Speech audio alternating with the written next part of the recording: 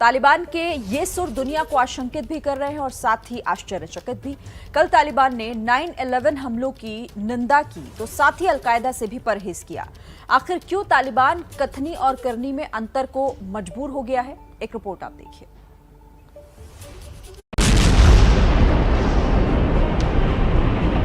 America से 11,131 kilometre दूर तालिबान राज में जिस हमले की साजिश रची गई,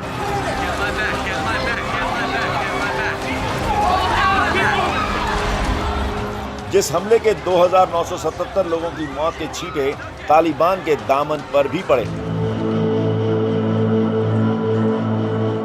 वही तालिबान 9 सितंबर 2001 की 20वीं बरसी पर आतंकी हमले की निंदा कर रहा है। कंडेम कर रहे हैं उस अटैक का जो 9/11 जो ट्विन टावर्स पर अटैक किया गया था। मतलब हम मासूम लोगों को मरना जहाँ भी हो जैसा भी हो उसको कंडेम करेंगे, उसका हिमायत नहीं करेंगे।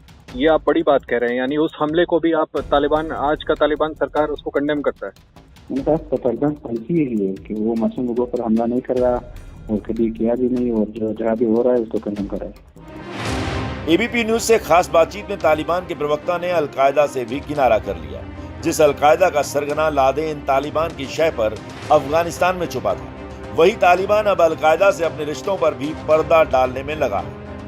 कोई अफगान उस हमले में मुलव्वस नहीं था और वहाँ पर उसी वक्त जो अलकायदा यहाँ पर था मेहमान के तौर पर, मतलब अलकायदा ने भी उसी वक्त जिम्मेदारी कबूल नहीं किया कि नाम ने किया। वो मतलब एक पेचीदा मामला था, उसमें के कोई अफगानी या तालिब उसमें मुलव्वस नहीं था। यानी आप ये कहना चाह रहे हैं कि तालिबान और अलकायदा का कोई कनेक्शन नहीं था 9/11 के हमले में? नहीं, बिल्कुल नहीं। एक तरफ 9 सितंबर की 20वीं बरसी पर तालिबान हमले की निंदा कर रहा है तो दूसरी तरफ अलकायदा से भी पल्ला झाड़ने में जुटा हुआ है। तालिबान के ताजा रुख से सवाल उठ रहे हैं कि क्या तालिबान बदल गया है या तालिबान बदलने की एक्टिंग कर रहा है। फिलहाल अफगानिस्तान में जो हालात हैं वजह दूसरी ही नजर आ रही है, क्योंकि तालिबान को अब विरोधियों की बंदूकों की चुनौती की बजाय कंगाली की चुनौती का सामना करना है। अफगानिस्तान की अर्थव्यवस्था पहले से ही विदेशी मदद पर टिकी थी। जीडीपी का 40% हिस्सा विदेशी मदद से पूरा होता है। तालिबान के कब्जे के बाद विदेशी मदद रुक गई है। विश्व बैंक और IMF ने भी अफगानिस्तान की सहायता राशि रोक दी है। अमेरिका ने द अफगानिस्तान बैंक की $9 अरब के विदेशी मुद्रा भंडार को फ्रीज कर दिया है। बैंक बंद पड़े हैं और लोग नकदी के लिए परेशान हैं। खाने पीने के जरूरी सामानों की कीमत आसमान छूने लगी है। इसलिए कयास यही लगाए जा रहे हैं कि दुनिया तालिबान को मान्यता दे दे और विदेशी मदद फिर से बहाल हो जाए। इसलिए तालिबान अपनी छवि को ठीक करने में जुटा है और अपने बयानों के जरिए संदेश देने की कोशिश कर रहा है कि अब वो बदल गया है। अब इन दो तस्वीरों को देखिए, ये महज संयोग है या तालिबान का प्रयोग। 9/11 की 20वीं बरसी पर जब पेंटागन में अमेरिकी झंडा शोक में झुका हुआ था, उसी दिन तालिबान का झंडा अफगानिस्तान के राष्ट्रपति भवन में फिर से फहरा। रोटी पानी के जुगत में जुटा तालिबान रंग बदलने की कोशिश कर रहा है और इसलिए चीन और पाकिस्तान को छोड़कर पूरी दुनिया अफगानिस्तान पर वेट एंड वॉच की नीति अपना रही है।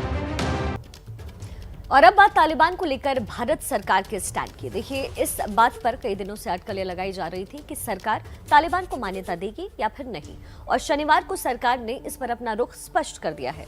भारत सरकार का ये स्टैंड ऐसे वक्त में आया जब कुछ ही दिन पहले तालिबान ने अपनी आधिकारिक सरकार का गठन किया है।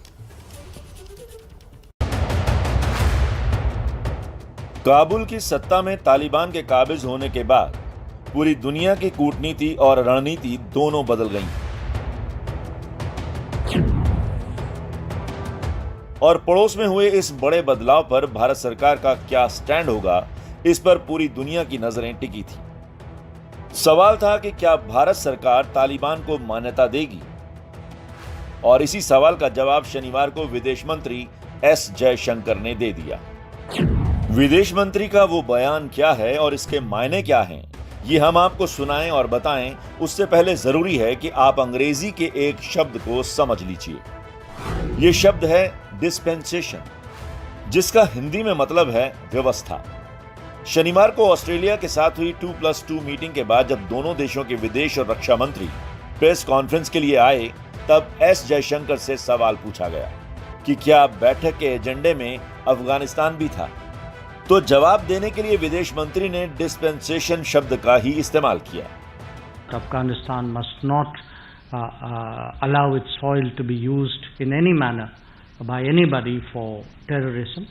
But apart from that, there were issues of concern about the inclusiveness of the dispensation, concerns about treatment of women and minorities, matters related to travel of Afghans, issues regarding humanitarian assistance. So it is an evolving situation. I think it was a good exchange of notes. भाषा सरल लेकिन संदेश बिल्कुल स्पष्ट। विदेश मंत्री ने ना तो तालिबान सरकार कहा, ना तालिबानी हुकूमत। तालिबान को संबोधित करने के लिए विदेश मंत्री ने डिस्पेंसेशन यानी व्यवस्था शब्द का इस्तेमाल किया और इससे साफ हो गया कि भारत सरकार ने अब भी तालिबान को आधिकारिक मान्यता नहीं दी है। हाँ, दुनिया को आतंकवाद के खिलाफ एकजुट होने का वादा जरूर याद दिलाया। Afghanistan was understandably a major subject of discussion.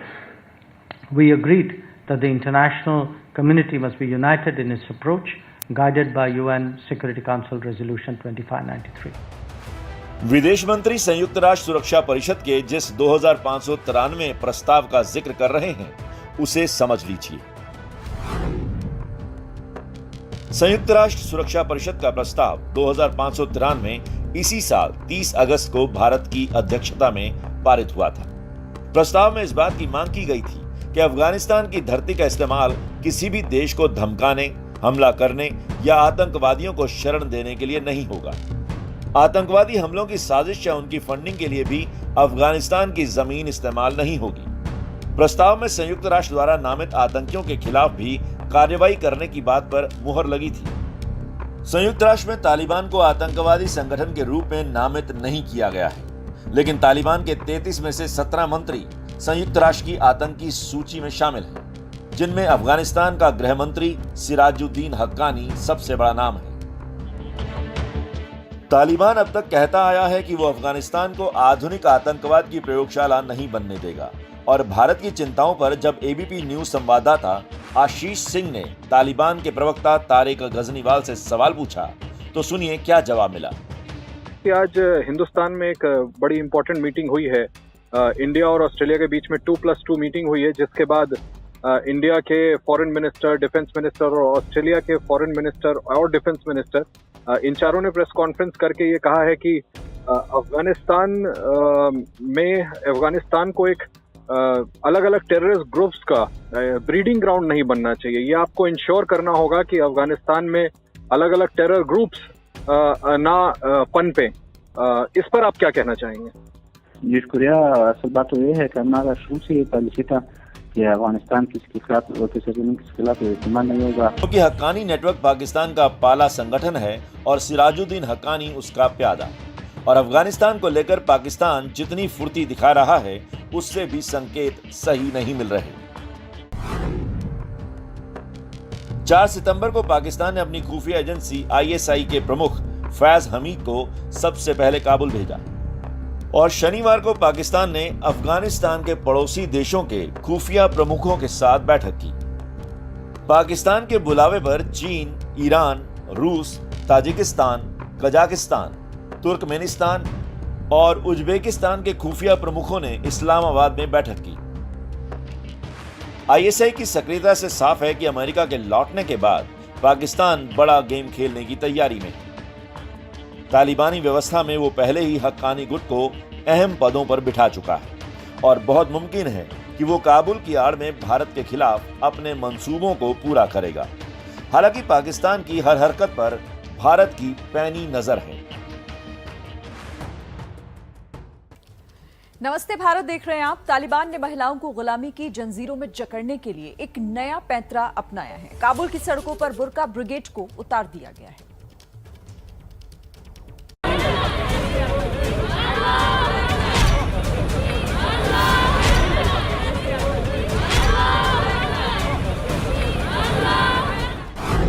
Kabul की सड़कों पर तालिबान की बुर्का ब्रिगेड।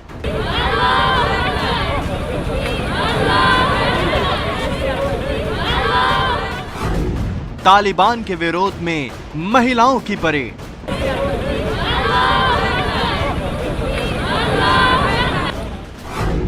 तालिबानी झंडे के साथ फांसीवादी एजेंडे की तस्वीर।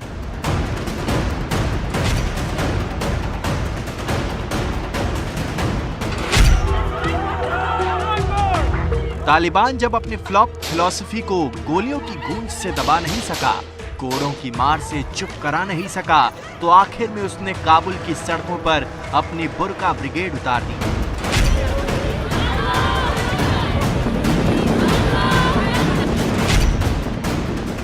और अगर आप सोच रहे हैं कि इस तालिबानी बुर्का ब्रिगेड की परेड का मकसद है क्या, तो नजर इस बैनर पर डालिए। जी बिल्कुल सही पढ़ा आपने। इसका मतलब भी वही है जो आप समझ रहे हैं कि हम मुजाहिदीनों के रवैये और व्यवहार से संतुष्ट हैं।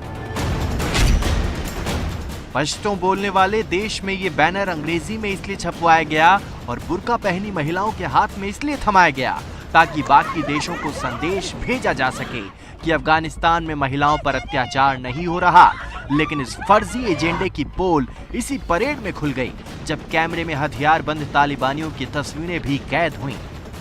महिलाएं तालिबानी हुकूमत से वाकई संतुष्ट और खुश होती तो उनसे ऐसे बंदूक की नोक पर परेड नहीं कराई जाती। और सच तो ये है कि अफगानी महिलाएं खुद पर थोपे जा रहे तालिबानी फरमान के खिलाफ आवाज बुलंद कर रही हैं। शिक्षा, खेल और खुले माहौल में सांस लेने का अपना हक मांग रही हैं, जो तालिबानी मानसिकता के लिए सीधे सीधे चुनौती है। और विरोध की आग पूरे अफगानिस्तान की आधी आबादी में और ना फैले, इसलिए तालिबान ने परेड का ये नया पैतरा अपनाया है।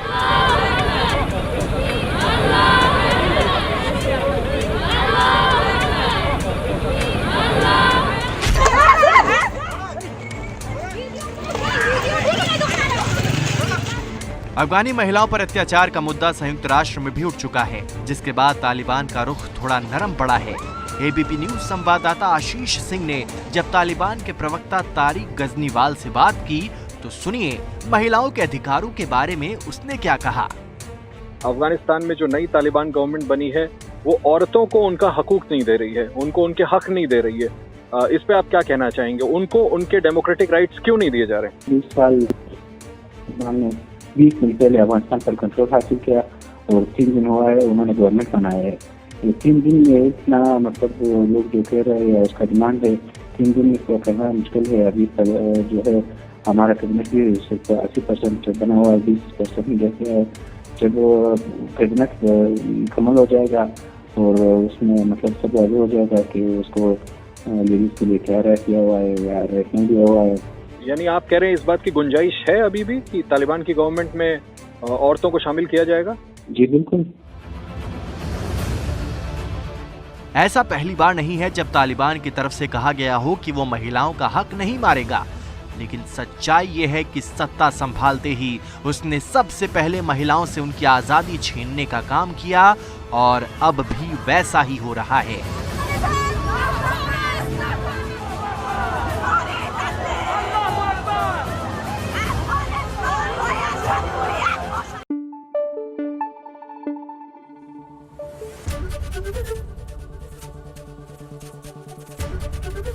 एबीपी न्यूज आपको रखे आगे।